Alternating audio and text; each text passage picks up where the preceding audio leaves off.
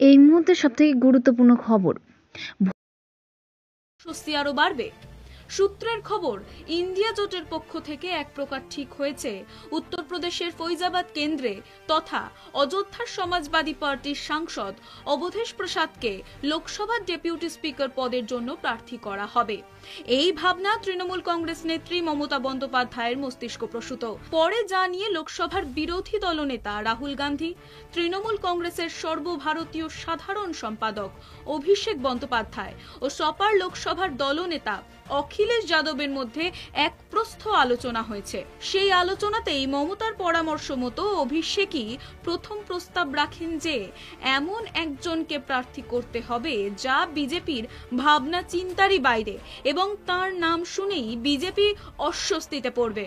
সঙ্গে তৃণমূল কংগ্রেস যে deputy speaker প্রার্থীর পদে দৌড়ে থাকবে না জানান সে কথাও। তবে পুরোটাই সূত্রের খবর। লোকসভা ডেপুটি স্পিকার নির্বাচনে প্রার্থী দেওয়ার ক্ষেত্রে শাসক শিবির তথা বিজেপিকে জোরালো বার্তা দিতে চাইছে ইন্ডিয়া জোট।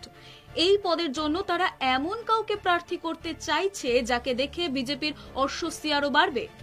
সূত্রের খবর, ইন্ডিয়া জোটের পক্ষ থেকে এক প্রকার ঠিক হয়েছে উত্তরপ্রদেশের ফৈজাবাদ কেন্দ্রে তথা অযোধ্যার সমাজবাদী পার্টির সাংসদ অবধেশ প্রসাদকে লোকসভার ডেপুটি স্পিকার পদের জন্য প্রার্থী করা হবে। এই ভাবনা তৃণমূল কংগ্রেস নেত্রী মমতা বন্দ্যোপাধ্যায়ের মস্তিষ্ক